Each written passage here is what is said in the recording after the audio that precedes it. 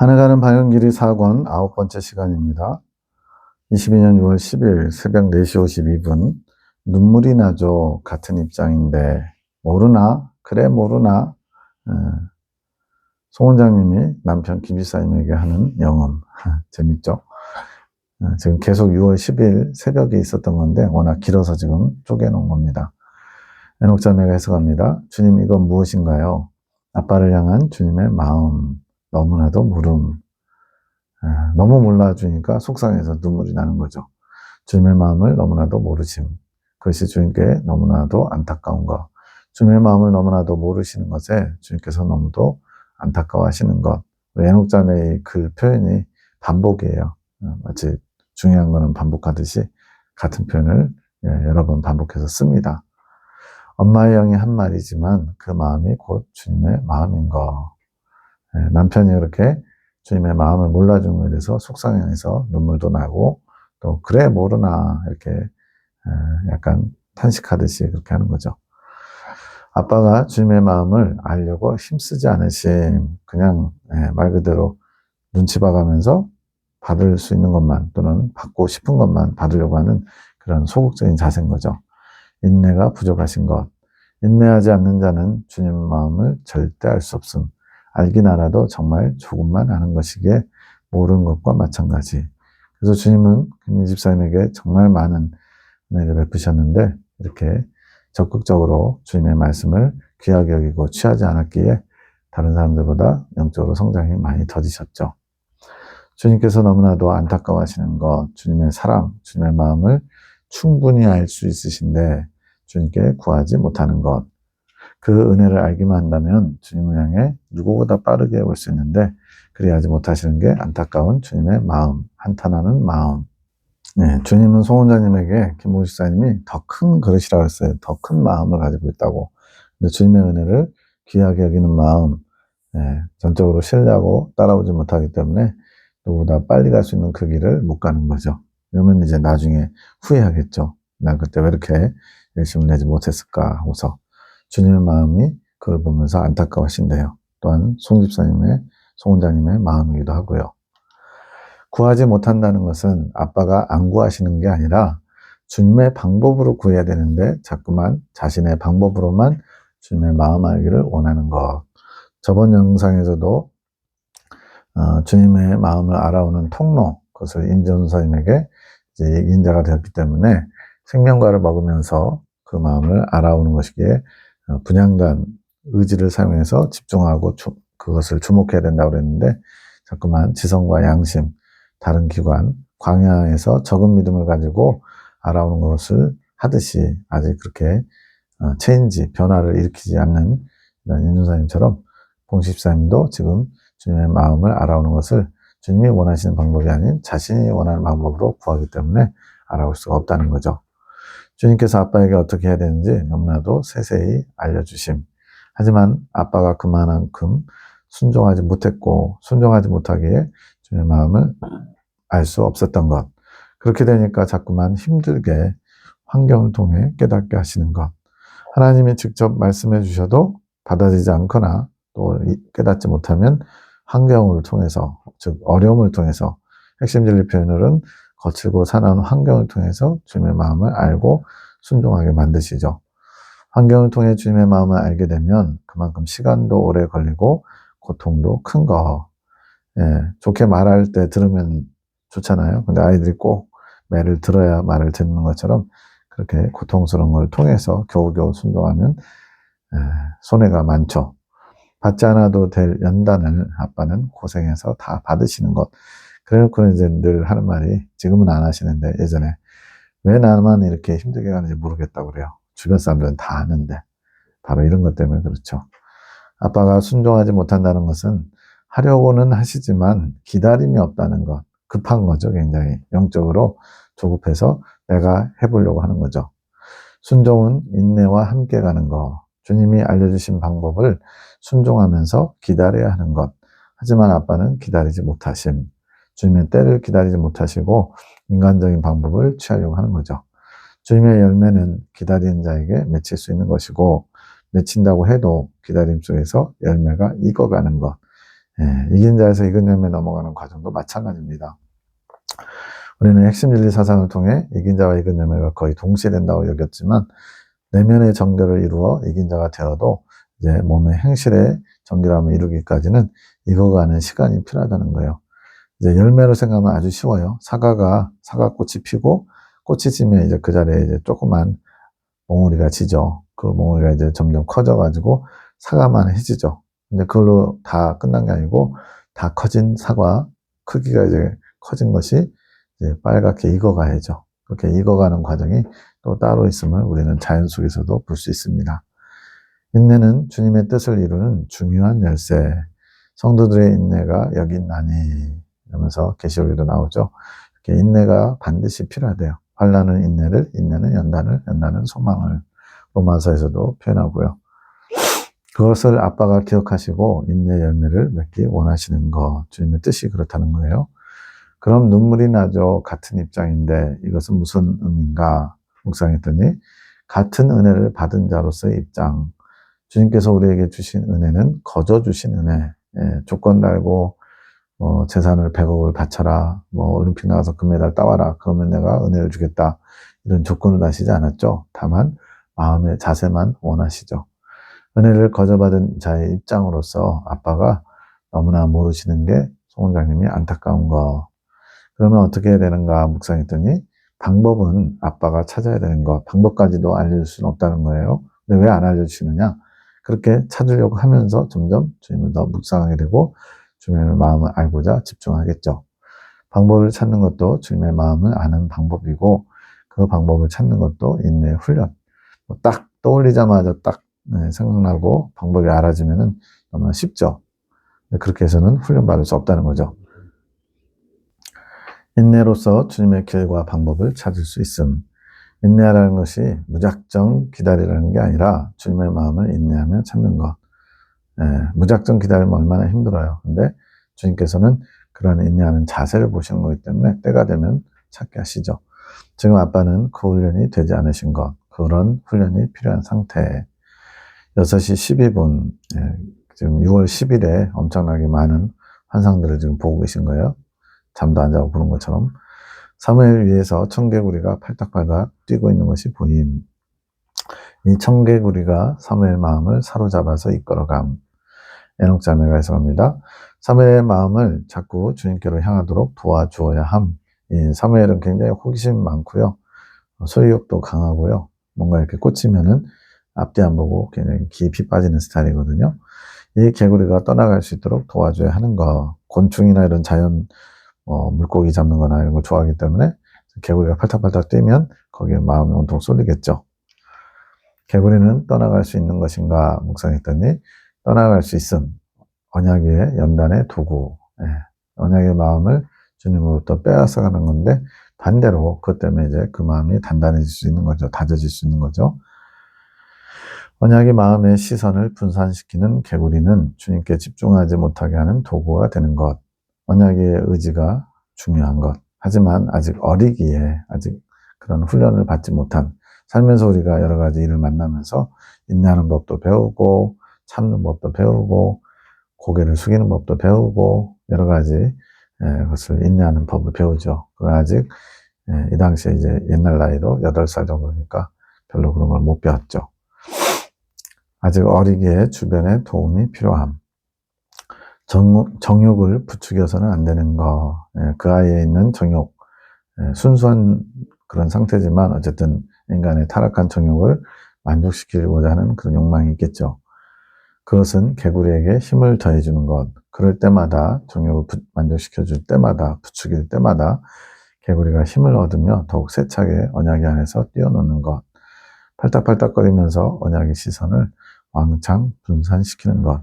호기심 천국인인데 그렇게 자꾸만 정욕을 부추기면 더 빠져들겠죠. 이 마음을 잠잠케 해야 함. 그것은 주님의 말씀과 주님을 사랑하기 원하는 마음으로 더 잔잔해질 수 있는 것.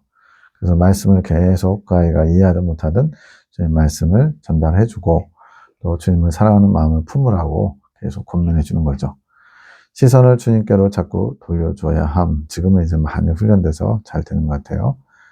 주변에서 의도적으로 언약일을 주님께로 집중, 주님을 스스로 생각할 수 있도록 도움의 역할을 해야 함. 이 당시에 이제 남편 되시는 봉시 집사님, 아빠 되시는 분이 언약이가 사랑스러워서 자꾸만 건드리고 자극하고 또 그 정욕을 만족시켜 주려고 하고 약간 도움이 안 되는 모습들이 많이 있었어요. 지금이 언약에게 가장 중요한 시기, 주님을 향한 마음이 커지는 시기, 그러하기에 자꾸 개구리가 발동하는 것, 하나의 과정인 거죠. 테스트의 과정. 이 개구리가 언약의 마음을 분산시키는 역할도 하지만 그러한 싸움을 통해서 주님을 향한 마음이 자랄 수 있게 도움을 주는 역할도 됨. 마치 마귀, 악한 자도 악한 날에 주님께서 쓰시는 것처럼 마귀도 우리를 회방하는 존재들이지만 결국엔 그 마귀의 회방을 이겨내면 그 마귀가 우리에게 영적으로 성장하는데 주님 중심으로 바뀌는데 도움을 주는 것이 되는 것처럼 똑같은 거죠.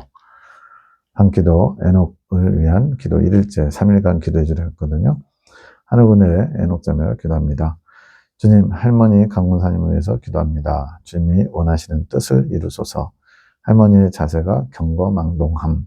지금 손녀딸이 지금 할머니에 대해서 할 말은 아닌데 이건 에녹 자매의 판단이 아니고 주님이 그렇게 지금 알려주시니까 그대로 적는 거예요. 본인 스스로도 얼마나 또 민망하겠어요. 근데 주님이 주시는 대로 그대로 적는 겁니다.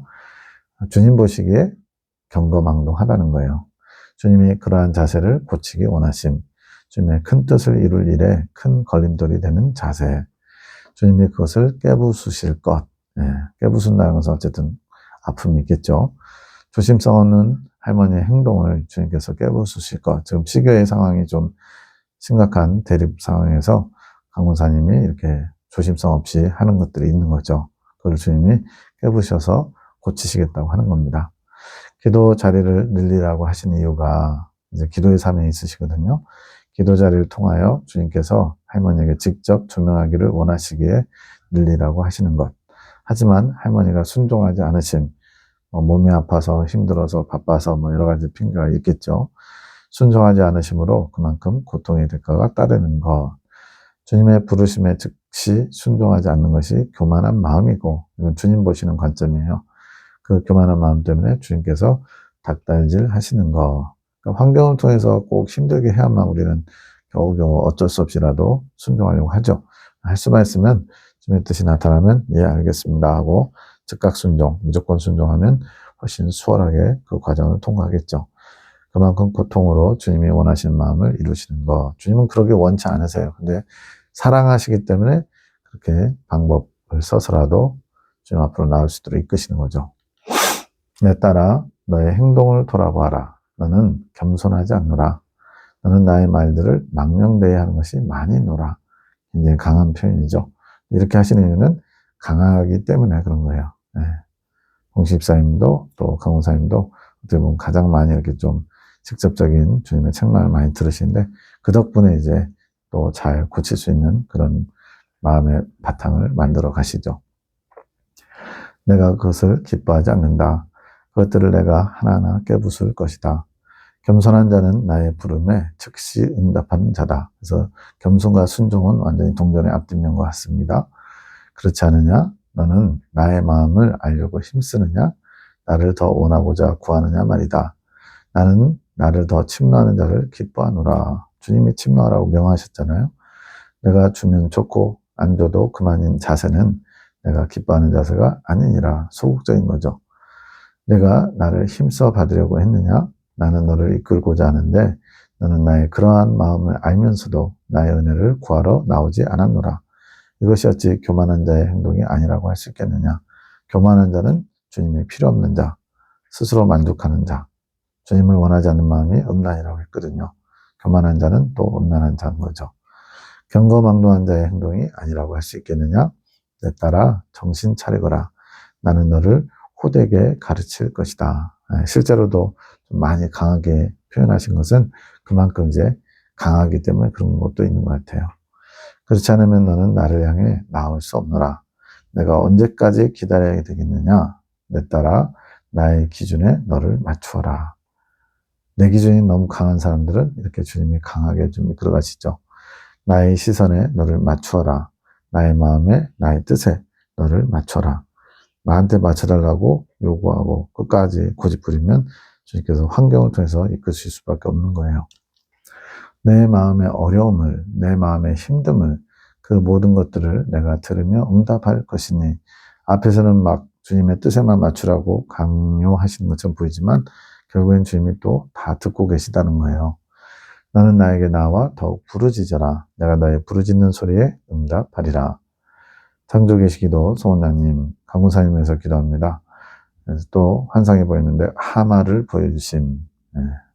하마는 굉장히 초식동물이지만 성격이 별로 좋지 않아요. 자기 영역에 뭐가 들어오면요, 악어도 사정없이 다 불어서 그냥 부러뜨려 버립니다. 하마가 부집이라고 하심. 여기에 룰을 아직도 잘 모르는구나. 여기에 룰이라는 것은 이제 그때 기도 모임 갖고 있는 나사렛 성전, 산 속에 있는 그 성전에서는 주님의 일을 해야 되고, 주님의 말만 해야 되고, 또 주님이 주신 거 아니면은 입 다물고 있어야 되고, 그런 룰이 있어요. 나의 뜻을 이룰 나의 허락이 있는 기도만 할 수 있는 곳이다. 주님이 그렇게 정하셨어요. 이곳 나사렛 성전은 나를 위한 나의 뜻을 이루는 곳이며 나의 뜻을 이루기 위한 도구로 너희가 있는 것이다. 너에게는 그것이 중요한 것이고 급한 것 같더라도 이제 내 입장에서는 뭔가 기도 제목이나 이런 거를 좀 주님이 원치 않는 다른 걸 내놓으셨나 봐요. 그것은 너의 뜻이며 내가 하고 싶은 기도다. 이곳은 나의 제사를 이루는 거룩한 성막과 같은 곳이라는 것을 잊지 말거라. 기도하는 것 자체는 좋죠. 근데 주님이 더 급하게 또는 원하시는 기도가 있는데 그것보다 내가 해야 된다고 생각하는 기도를 하려고 하는 것은 주님 중심적이지 않은 거죠. 그래서 주님은 이것을 거룩한 성막처럼 생각하는 거예요. 오직 주님의 뜻만이 드러나고 뜻만이 이루어지는 곳. 지금 너희 마음들이 미끄러지고 있느니라. 뭔가 어떤 원인에 의해서 지금 마음들이 지금 주님 앞에 바로 서지 못하는 상태라는 거죠. 더욱 나를 의지하며 붙들고 나오느라. 내가 더욱 축복하리라. 나에게 여쭤보려고 하는 너의 자세는 좋다. 아마 주님께서 이런 기도를 기뻐하실지 이렇게 송원장님에게 이렇게 여쭤보려고 했나 봐요. 그러나 교회 일들은 내가 너를 통해 말할 것이니. 그러니까 지금 하늘군대 사랑의 사도 그 사명이 조금 달라요. 같이 기도하고 있지만 하늘군대는 이제 주님의 메고 푸는 일을 위해서 기도에 어떤 일꾼들로 세우셨고요. 사랑의 사도들은 비슷하지만 특별히 C교회를 세우는 일에 또 K 목사님을 세우는 일에 더 중점적으로 쓰시려고 하나님 세우신 거예요. 근데 지금 교회에 관한 것을 지금 송원장님을 통해서나 이렇게 알기 원해서 뭔가 이렇게 여쭤본 것 같아요. 근데 그것은 너를 통해서 내가 할 것이다. 나에게 직접 아뢰며 나오느라. 그러니까 송원장님을 통해서 알려고 하지 말고 네가 직접 기도해서 나의 뜻을 알아와라. 이렇게 말씀하신 거죠. 내가 골방으로 왜 부르겠느냐. 나와 사랑을 나누며 나의 일들, 교회의 일들을 이루어가기 위함이 아니겠느냐? 소소한 것도 나에게 직접 아뢰어라. 주님이 지금 내가 너에게 직접 일할 것이다. 네 사명이 교회를 바로 세우는 거 아니냐. 더 분명하게 주님의 마음을 알아서 주님의 뜻을 전달하는 통로로 도구로 준비되라고 촉구하시는 거죠. 교회의 일은 이제 너를 통해 일할 것이다. 이제는 내가 나의 지혜를 가진 자로 빛을 발하게 될 것이니라. 내가 너를 세워준다고 하지 않더냐? 너의 고집이 나의 뜻을 가로막아 더디게 하고 있단다. 즉각 순종하지 못하는 생각에서 나오는 행동들, 나의 옳음이나 나의 어떤 판단 기준이 주님의 뜻 기준을 앞서고 있는 거죠. 주님께서 말씀해 주시면 그 뜻을 잘 품지 못하심. 뜻을 품어야 주님의 마음을 알게 되고 주님의 마음을 품은 자로서 중재자의 기도를 할 수가 있거든요. 마음에 새기며 순종하지 못하고 있다는 것. 본인이 품고 싶은 것만 품고 순종하고 싶은 것만 순종하려고 한다 하심. 이 자세가 고쳐져야만 주님의 일을 감당할 수 있거든요. 에녹 자매를 위한 기도. 당신의 아름다운 딸을 축복합니다. 당신의 잃어버린 지혜를 찾게 하소서. 주님을 찾고 찾는데 잘 안 찾아져서 슬퍼서 눈물이 나고 또 지쳐있고 그런 모습이거든요. 눈을 밝히소서. 당신을 보는 것이 기쁨이요. 그 기쁨이 힘이 되니 회복시키소서. 영혼아, 너를 밝히시는 등불을 보아라. 이끌려 가거라. 너를 부르신다. 일어나 눈물을 닦고 출발하라. 지금 혼의 영역에서 기도하는 게 아니고 소원자님의 영이 에녹자매의 영 상태를 보면서 주님이 주시는 영의 기도를 하고 있는 거예요. 기쁨이여 임하소서. 영혼에 힘을 주소서. 멈췄던 당신의 생수가 흐르게 하소서. 당신의 생명의 떡으로 배부르게 하소서. 허기졌던 영혼에게 먹이시어 소생케 하소서. 상한 심령의 뼈의 윤택함을 주소서. 그랬더니 주님께서 화답하십니다.